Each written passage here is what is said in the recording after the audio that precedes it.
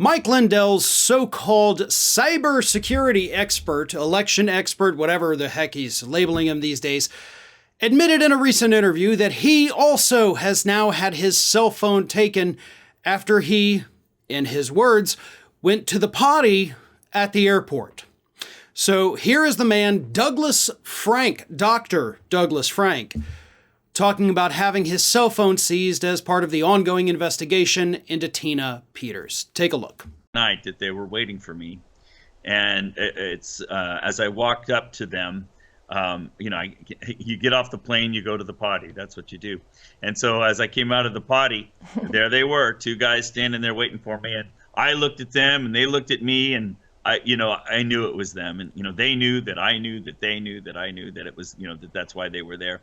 So they showed me their warrant, and they took my phone, and they presented me with two warrants, one warrant and one subpoena. It's all related to the Colorado case, the Tina Peters situation, and I think what they're trying. Now, in case you're wondering why Dr. Frank there kept referring to it as the potty instead of the bathroom or the restroom or hell, even the toilet, it's because he is in fact a school teacher, so I'm sure he's probably used to using softer language when talking to his students. But see, Dr. Frank is more than just Mike Lindell's election expert. Based on what I've read, it looks like Dr. Frank may be at the dead center.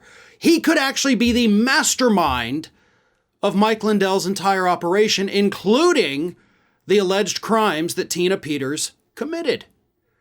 So here is what I have found. Frank actually gave an interview to Vanity Fair months and months and months ago, where he basically kind of admitted he's the mastermind of all of this. So let me lay that story out for you because it's actually quite interesting. Dr. Douglas Frank, who teaches high school math but has a PhD in chemistry, has somehow become an expert mathematician and expert election integrity and algorithm figure-outer. Here's what happened. During the pandemic, Dr. Frank was kind of crisscrossing the country, according to Vanity Fair, telling people that he had uncovered the real algorithm to determine how many people were actually sick from COVID, nowhere near what the government was telling us.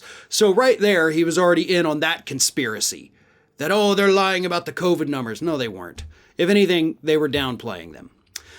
But then he caught the eye of the election people because, as Dr. Frank explained it, he came up with an algorithm that allowed him to predict the entire voting outcome of a state with, as he called it, preposterous accuracy based on voting in one single county.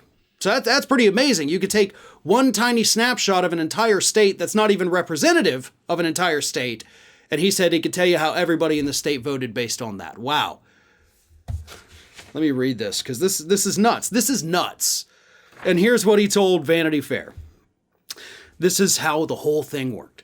First, you inflate the roll ahead of time. That gives you a credit line of names you can use. If you add John Smith to the rolls, you know he's not going to vote because he didn't add himself. He doesn't even know he's registered. And then you print a ballot or you acquire a ballot for him and you turn it in and it's accepted because he's in the rolls. You can't just add 1,000,000 60-year-olds. You have to add them by some computer algorithm. And I'm a computer programmer. You're a math teacher, first and foremost.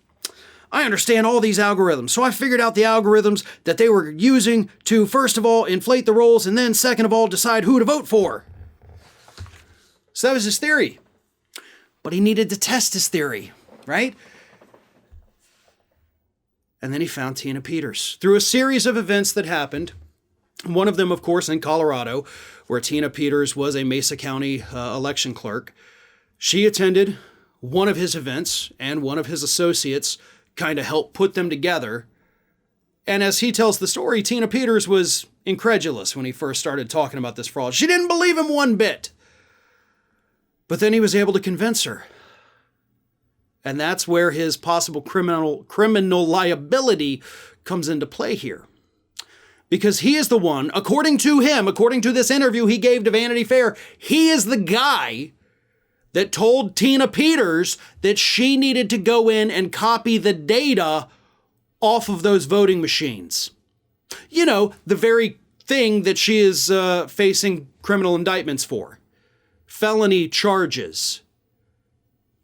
And in a Vanity Fair interview earlier this year, Doug Frank admitted he's the guy that got her to do it. So the big question I have is not why the FBI seized your phone, but why didn't the FBI seize your phone earlier? Right? I mean, that kind of seems like you're at the heart of this. You know, Doug Frank, Tina Peters seems like she was your pawn and not the other way around. Now, Mike Lindell, believe it or not, even though that clip we showed you was actually on Lindell's platform, Lindell's tried to kind of distance himself from this guy. Because Frank says that after he met with Tina Peters, you know, then they hooked up with Mike Lindell, and Lindell's like, nope, totally not what happened. It's like, dude, you're joined at the hip with him. He's been at your events. You've featured him. You say he's your expert guy. He claims he's a math teacher / chemist / computer programmer / algorithm figure-outer. And now you're like, Doug Frank, who knows? I don't know why he's on Frank Speech. Is that why you named it Frank Speech? You named your platform after this Yahoo? Either way, it'll all come out. The feds are on the case. Dr. Frank doesn't have his cell phone anymore. But unfortunately, he does still have those horrendous bow ties that apparently he always wears. So I guess that's his silver lining. You have your horrible wardrobe left. You just may not have your freedom for that much longer. Hey everyone, this is Aspen. And did you know that for the low cost of $0 per day, you can subscribe to the Fair and Balanced YouTube channel? We also encourage you to like, comment, and share. But again, click that subscribe button and help Aspen not be so grumpy.